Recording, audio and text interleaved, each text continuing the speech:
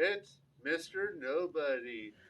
Now, today we are at the Titan Missile Museum out here just off of the Mexico border right here. We're still in Arizona, but we're close to the Mexico border. But, we are here, and it's a 45-minute guided tour that we're going to go through, and I'll have more to come and here in about 10 15 minutes. So let's go see what we got. That's from Davis Munson Air Force Base. And the reason for that, if you've noticed this 390th Strategic Wing up here, that is the group that would take care of the missile silos. That group, this 390th Wing, would be divided into three squadrons. This squadron was the maintenance crew who would go to all of the 18 missile silos. You'll hear all about those when we start the video. These other two are the squadrons that would be the four-person crews that would maintain the missile from the control center on 24-hour ships. So with that said, I am going to start a video, and if you'd be so kind for folks in the back to close the door and turn out the lights for us, I'd be really grateful. Thank you.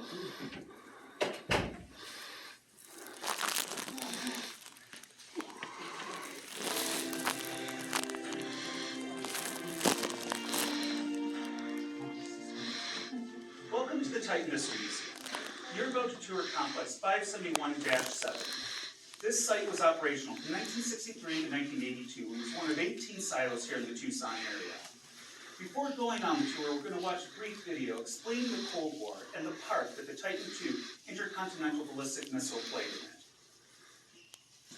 The Cold War developed in the late 1940s after World War II, when distrust rose between the United States and the Soviet Union. These former allies were now in a geopolitical fight for global influence. A key part of the Cold War was an arms race between the world's two superpowers. The focal point of the battle for military superiority was nuclear weapons and the means to deliver them. Both sides developed what became known as a nuclear triad, which is an integrated system of delivering these destructive payloads by air, sea, and land. This meant strategic bombers in the air, submarine-launched ballistic missiles from the sea, and land-based intercontinental ballistic missiles known as ICBMs. The Titan II ICBM that you'll see here was part of a second generation of liquid-propelled missiles. The Titan II carried the W-53, a 9-megaton thermonuclear warhead equaling 9 million tons of TNT. For comparison, in World War II, the Allies dropped 3.4 million tons of bombs. Each W-53 had nearly 3 times that equivalent. These weapons are city busters, doomsday devices with world-ending destructive capability. There were 54 Titan II missile sites assigned to 3 active strategic missile wings. There was the 308th Wing near Little Rock, Arkansas, the 381st Wing near Wichita, Kansas, and the 390th Strategic Missile Wing here in southern Arizona. Each wing was made up of 18 silos. A wing was composed of 2 squadrons, each equipped with 9 missile silos. Assigned to the 390th were the 570th and 571st Strategic Missile Squadrons. This silo was assigned to the 571st Squadron. Each silo was in operation 24 hours a day, 365 days a year by a crew of 4, 2 officers and 2 enlisted personnel.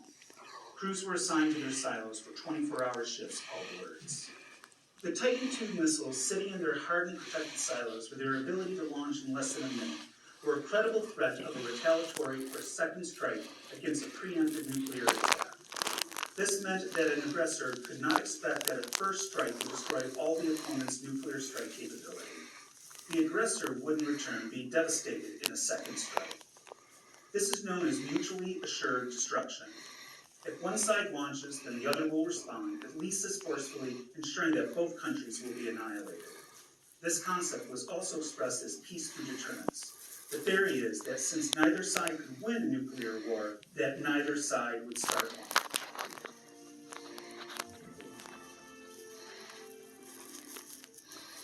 In 1982, the Air Force started deactivating the Titan II missile system as newer ICBM systems came online. The 390th was the first wing to be deactivated. 5 years later, in 1987, the last Titan IIs were deactivated, 24 years after the missile's initial development and deployment. The Cold War continued until 1991 when the Soviet Union dissolved into its member states. In this sense, peace through deterrence was successful, without either side launching a nuclear strike.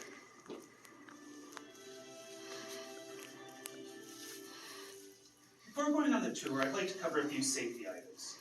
First, watch your head, especially if you're over 6 feet tall or around 2 meters, because there are many low beams in the silo access tunnel. Secondly, watch your step, especially on the stairs. Keep your eye out for any desert critters inside and outside of the silo, especially around doors and curbs where they like to hide. If you see one, remain calm, don't touch, back away, and let a staff member know and we'll take care of it. Also, please listen to your tour guide and any instructions they have. Also, save any questions until they say that they're ready for them. And lastly, thank you for visiting this National Historic Landmark, which is a window into the past. Okay, if you'd be so kind as to turn our lights on, that'd be great. I just want to remind you of a couple of other things. We are not allowed to have any food or gum or any other thing like that on the tour. It's a National Historic Site. Water is acceptable, but if you have any other items, there's a trash right here, or you can take them outside as you exit. We're going to go now inside the complex, and if you don't mind, I'm going to come right over here and show everyone where we're headed. This is our access portal here. It takes us down 55 steps, and that'll bring us 35 feet under the ground. Once we're there, we'll walk over here. This is the control center. That's where our 4-person crew would spend their 24-hour shift. There's 3 levels here. They have sleeping quarters up top side for when they, or up above for when they need rests. Once we've done taken a look around here, we are going to actually simulate a launch ourselves. And then after that, we'll walk down the cableway that connects that control center to the actual Titan missile here. We'll have a look at the missile from level 2 of the silo. When we've done that, we're going to go back up topside. If you haven't already, that'll be your opportunity to look at the missile from above, because there's a viewing platform, and to explore the premises. So come along with me. We'll get started. Silos, they were always on the move. Now you recall I said there would be 4 people on duty for 24-hour shifts inside the control center, and as they come to the end of the shift, a new crew would arrive there at the gate. They'd come from base, and they would make a series of 4 phone calls in order to gain safe access to the interior of the complex. So their first phone call is going to be right there at the gate. When they've made that call, they'll leave their vehicle. They'll bring any equipment they need for their shift over here to the top of the access portal. Then they're going to enter the portal. Inside that portal, there's a doorway and there's a second telephone. They make their second phone call there. Now the safety feature connected to that phone call is they need to do it within 3 minutes of the first one. If more than 3 minutes go by, the crew on duty is going to call the security forces and they will come right in. If this team that's arriving feels like they're under threat, somebody's followed them, they think there might be a security issue, they can deliberately take more than 3 minutes to get to that second phone call because that will bring the security forces to their aid. That never did have to have a code. They're going to match it to the code that the crew on duty has. That's how they know this is the right group of people. Now when they match their codes, they're allowed to proceed. But before they do that, they want to get rid of it. Here's a fun fact. I know a guy who worked in one of the northern silos. His commander was so worried about them coming under attack that he would memorize his code and eat the piece of paper en route so that nobody could get at it. Wow. Now when our crews had matched their codes, they would go all the way to the bottom of the stairwell, and once there, that's where they made their 4th phone call. We're going to talk about that when we're all at the bottom of the stairwell. Now there's a nice big sized group of us, so I just do want to remind everybody, keep your masks covering your nose, and go ahead all the way down the stairs. You can precede me. Now there will be some room for you to expand into the doorway you'll see, but just stay in visual distance of the stairwell because I'm going to talk to you from there. Does that make sense? Yep. All right, let's go. Let's go.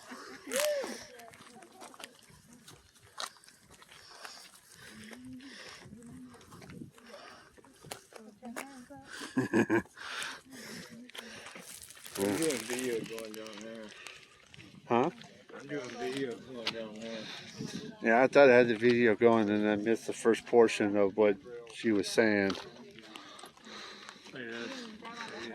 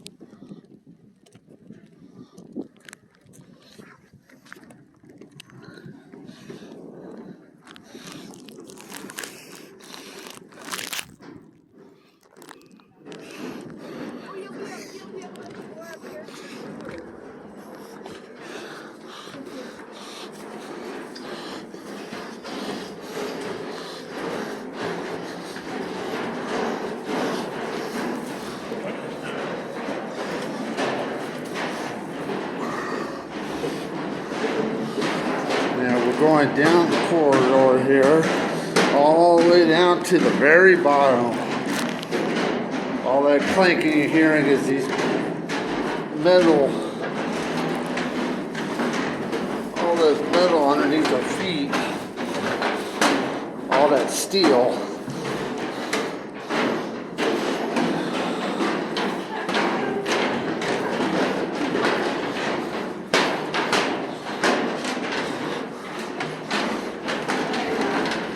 I think we're getting close to the bottom.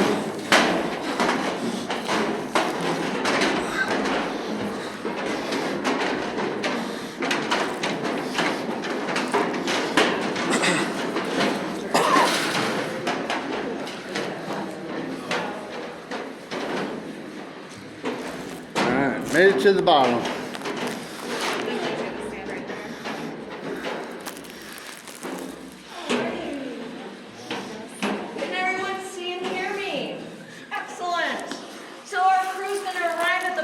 Stairwell here, and they'll find that both of the doors you can see from here are closed. They're locked tight. They cannot open them on their own. If you notice on the edges of the door, there are 4 steel pins that are going to hold those doors closed. This is why they make their 4th phone call. They'll call the crew and coordinate with them to push buttons next to their telephone to retract the pins and allow the doors to open. I'm told at that point, it's our lowest ranking crew member that would pull the door. Who would like to be my lowest ranking crew member today? I got a volunteer right here. All right, come along with me. We're going to come inside. There's a little bit of room if people want to move back just a bit. And then some of the folks out here can come on inside.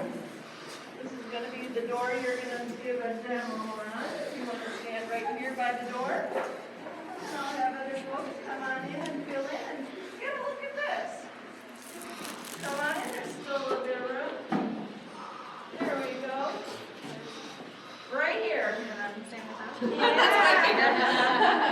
All righty. When you're ready, give that door a tug. Yeah, right. Yeah, nice job. Okay, what'd you just move? 6,000 pounds. Wow. 6,000 pounds, that's 3 tons. Woo-hoo. We know who to call when we're moving. That's a strong one. So as I said, we've got 2 doors here. And the reason is, we only allow 1 door open at a time. This is much like you'd find on a submarine or a space station. We don't want the door hanging open to the outside world. We know we're a target here. These doors are built to withstand 1,000 pounds per square inch pressure. If you compare that to a hurricane's got about 8. You'll notice as we go inside, there's additional doors. These are our blast lock doors. Those doors are going to protect our crew inside the control center from anything that might happen in the silo, if there were a bomb attack, for example. Now you'll also notice everything here is protected. The walls are 4 feet thick, as you can see as you go through that doorway. Some areas are even thicker than that.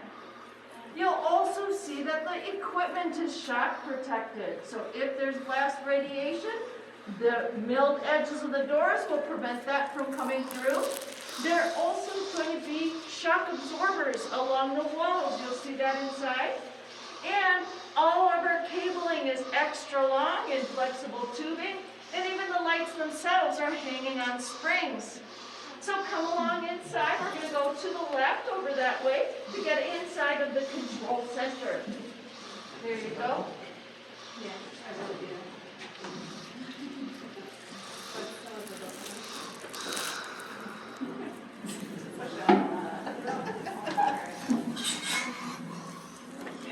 Yeah, see that? They got springs up there to hold it.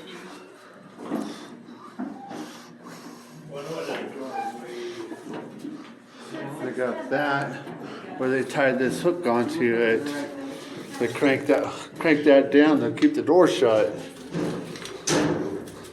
Yeah. Now where are we going? This way? Yeah. Yeah, look at all these wires. Oof.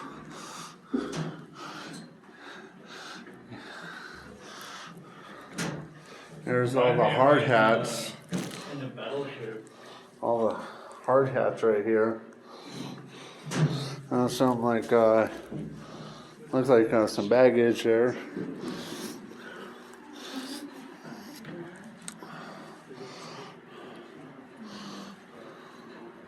Alright, you can kind of keep moving along in so everybody can get inside. I'm also going to need a couple more volunteers. You want to do it? Yeah. Yeah, come on over, have a seat here. Okay, take that one. Alright. You're going to be our two officers today. Yay! You just make sure, yeah, there you go. Alright, so we're now inside the control center. This is where all the action happened. This is where the 4-person crew would spend their shift.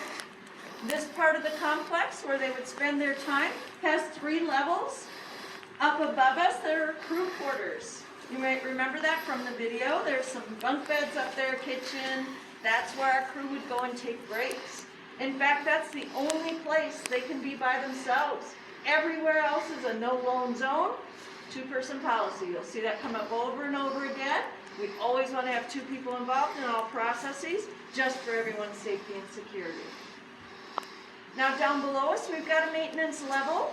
There is a generator down there. There's batteries. So if the local power goes out, immediately switches to battery power while the generator fires up to make sure there's never an interruption of power to the missile. There's also a supply of emergency food and water down there if the worst thing happens. You've got 30 days of food and water. That water comes in cans. You might have seen those up in the museum, or you'll have a chance to look at those. I was told by somebody in the Air Force they still use those as emergency water supplies into the 90s, so they do have their shelf stability. There's also equipment for the gyroscopes down there. All of our guidance systems are controlled by gyroscopes that are constantly spinning. They use true north to determine where we are, so the missile knows where it is and where it needs to go. Nowadays, we've got our GPS systems and universal positioning. And all of our electrical systems, we've got integrated circuits. We've got solid state technology. So this is all reduced to a much smaller, more compact unit. But back in the day, this is what they needed. Now, the way they would shock protect all this equipment is that the entire floor is suspended. It's not connected to the walls. It's attached to the giant springs you see surrounding the room. So in the event of Armageddon, I'm told even your cup of coffee on your console is not even going to be disturbed.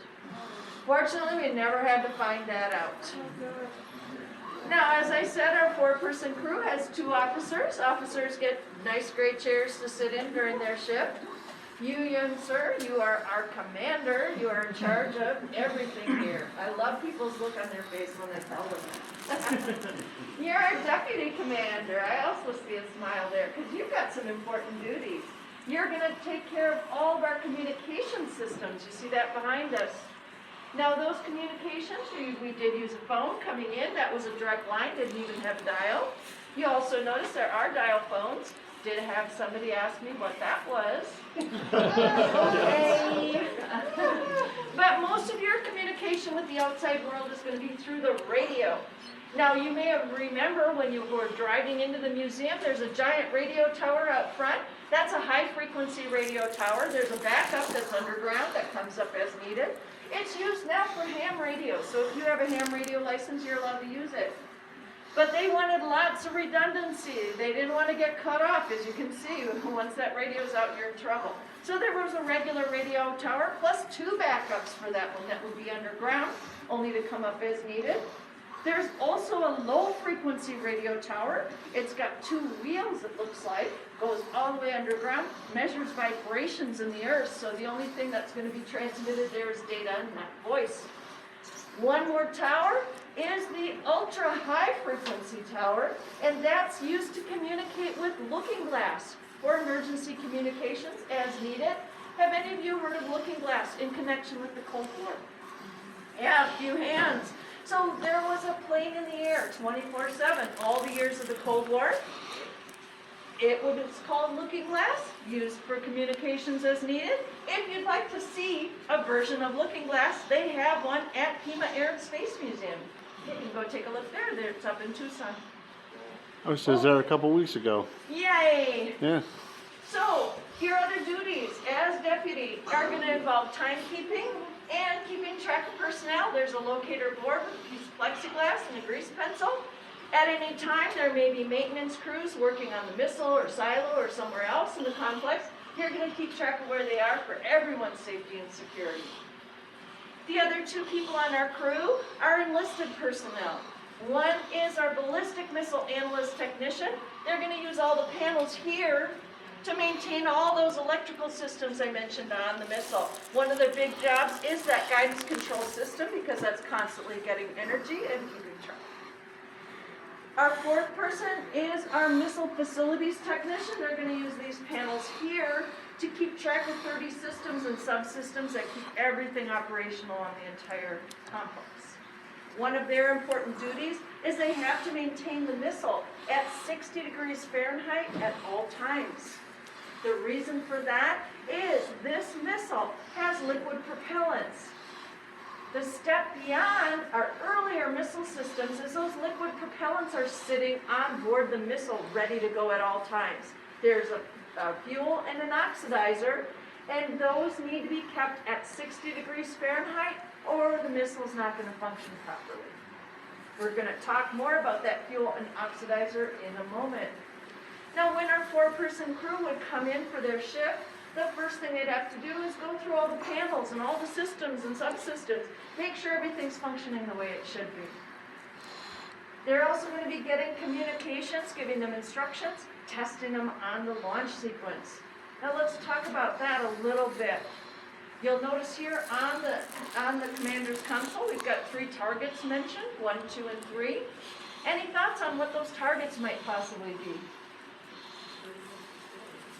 Somewhere in the Soviet Union, most likely. We don't know for sure. That's still classified information.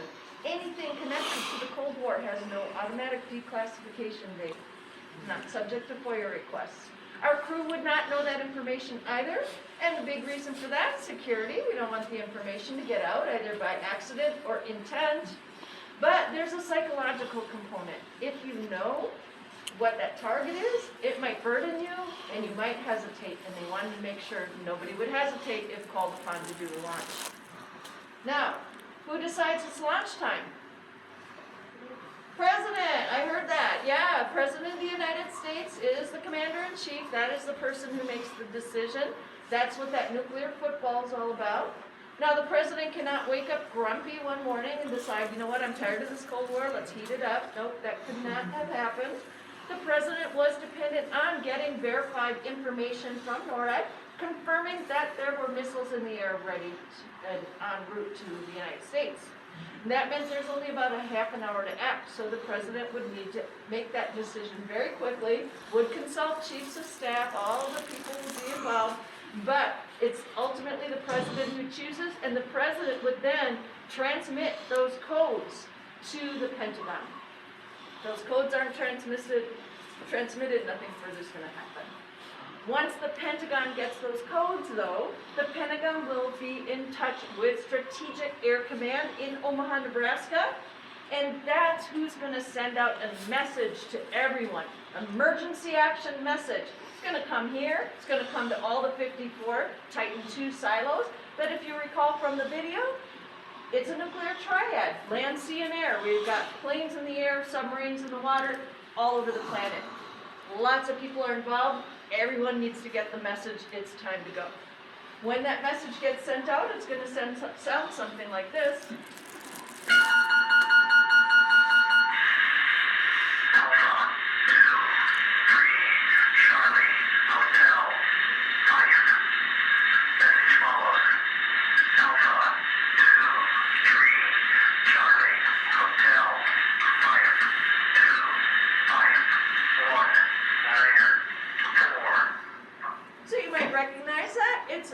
Military phonetic alphabet. This is also a coded message. Our commander and our deputy are both going to write the message down in the notebook they have, specific for that purpose. And once they've written it down, they will swap their notebooks. Because the message gets repeated, they'll write it again. This is our two-person policy again. They're going to check each other's work and make sure they heard the right code. Now, once they've heard that code and have verified with each other, it's time to move forward. They need to verify that what they heard came from the president and not somebody breaking into the system or going rogue. So the way they're going to do that is to go there to that red emergency war order safe. You see there? Yep. There's two padlocks hanging behind it. Thank you. Yeah, now each of them has their own padlock. They brought that in the beginning of their ship. So you're the only people who know your combination. Previous ships got their own set of padlocks. Now with your padlocks open, you're going to go inside the safe. You're going to pull out the keys. Those are what you use to do your launch. However, before you can act, remember I said we needed to verify. So also inside the safe are packets with codes on them. You're going to have to look through and find the packet that has a code that matches the first part of your emergency action message. Once you've matched these codes, you're going to break open that packet, and inside you've got additional coded information. That's got to match the second part of your message. Once you've matched those two pieces of code, that's your two-factor authentication. That's how you know the president sent out the message to move forward. The next piece of information you're going to get from that emergency action message is the time for launch. Now our deputy is our timekeeper. The deputy is going to use this clock to determine the time. Not this one, that's our local time. This one, a 24-hour clock, is set to Greenwich Mean Time or Zulu time. Excuse me, and the reason for that is everyone on the planet is going to be working from the same clock. We don't want any confusion about which time zone we're in, or AM, PM. With the time established, and we know it's going to be soon, remember we have less than half hour. President's only got 20 minutes to get their job done. We've only got 3 minutes to get ready. So not a lot of time. It's going to be soon, but it's going to be coordinated. One last piece of information from our emergency action message before you can move forward is the code for this butterfly valve lock control. There's 6 wheels here with 16 letters on each code. Our commander is going to read out the proper code to the missile analyst technician who will input it here. Now, if you don't have this code in, even if you turn the key, nothing's going to happen. Got to have the code. You're also not going to be able to guess if you remember your math. 6 wheels, 16 letters, 6 to the 16th power. That's a 1 in nearly 17 million chance of guessing this. If you decide you're going to go for it anyway, you start putting codes in. On the 7th attempt, these wheels will lock up and you won't be able to launch. If you decide, all right, we're going to just bust into this and make it work, well, there is a charge inside that will detonate and melt the wheels. You won't be able to do anything. You got to have that code. Now, why is this code necessary? Well, you remember I told you we've got fuel and oxidizer sitting on the missile ready to go. When they come in contact, they will fire up. They do not need a spark. We don't want that happening by mistake. So they put butterfly valves on the engines, you'll see those up top side, held closed with a pin that retracts once we have the correct code and we've turned our keys. The pin can open up and that allows our valves to open. That's our readiness for flight. Once those valves are open, the empty batteries that are sitting on the missile, they're going to charge up and fill with electrolytes. It takes about 28 seconds for that to happen. It's very quick. Now with those batteries filled and ready to go, they'll take over powering the missile, and at the same time as they're charged, 9,000 gallons come pouring into the bottom of the silo. Now the reason for that, as I mentioned, our fuel and oxidizer are going to fire on contact. That means we're going to take off from inside the silo. When we do that, it creates sound waves that are so intense, they would shake the missile apart. So, rocket scientists figured out if we put fuel and oxidizer down below the missile, when our engines fire up, that turns to steam. And the process of making steam dampens the sound and protects the missile. That's what you see in the pictures and videos of missiles that are taking off from inside the silo. Pretty cool, huh? Now with the water in place before we can fire up, we got to open up that silo cover I pointed to up top side. That silo cover weighs 760 tons. It's going to slide open in a mere 19 seconds. And when it does that, it's going to trigger an alarm in here because it is surrounded by motion detecting radar. With the silo cover open, our guidance system will communicate one last time, and then that's when the fuel and oxidizer come together, fire up, and our missile launches.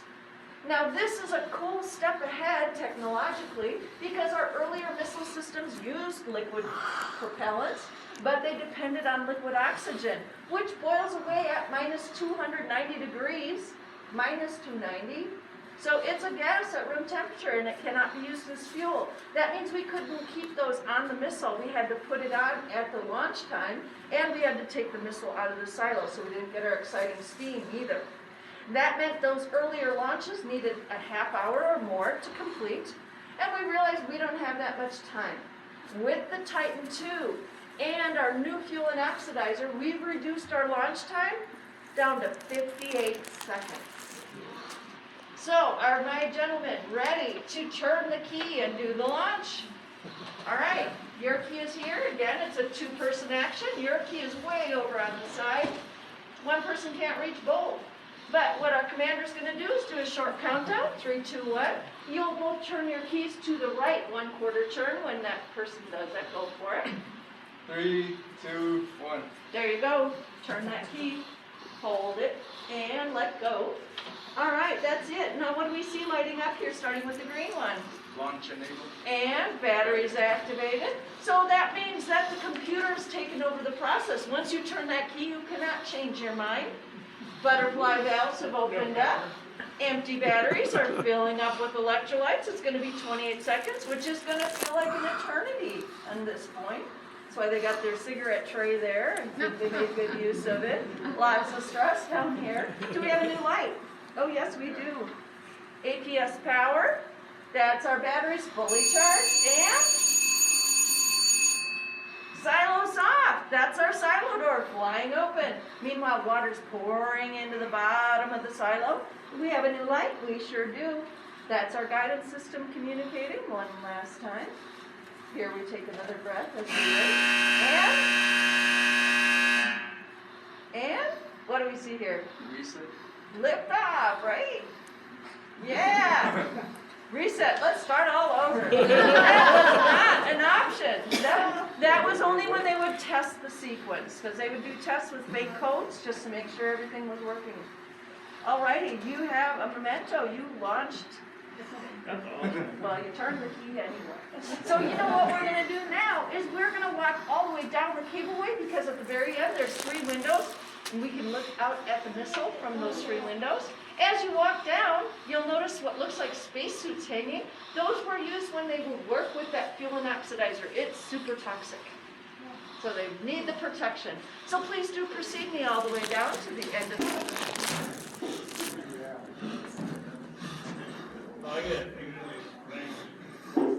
What they gotta have when we want it.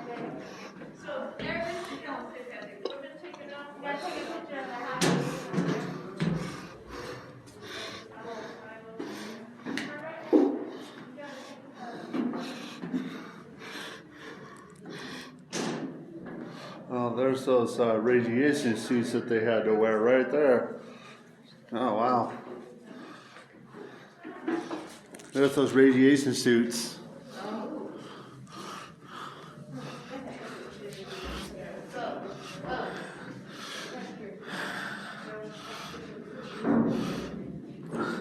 Kind of have to duck down to walk through here.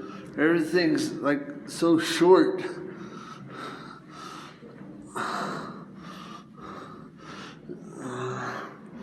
See, these are those springs. These are all the springs that the lady was talking about. Something was happening, and then shockwave would go through, and then these springs will keep this all from like being destroyed.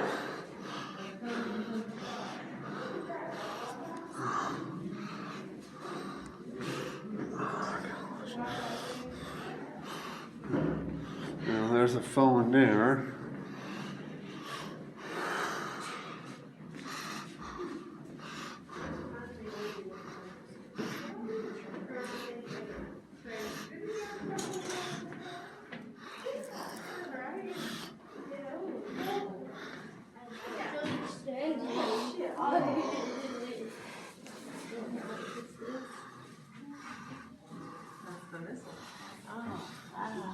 Yeah, that's the missile right there.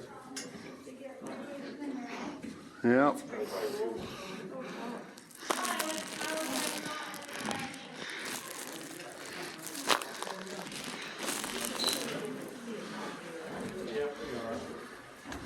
Oh, look how far that thing goes down.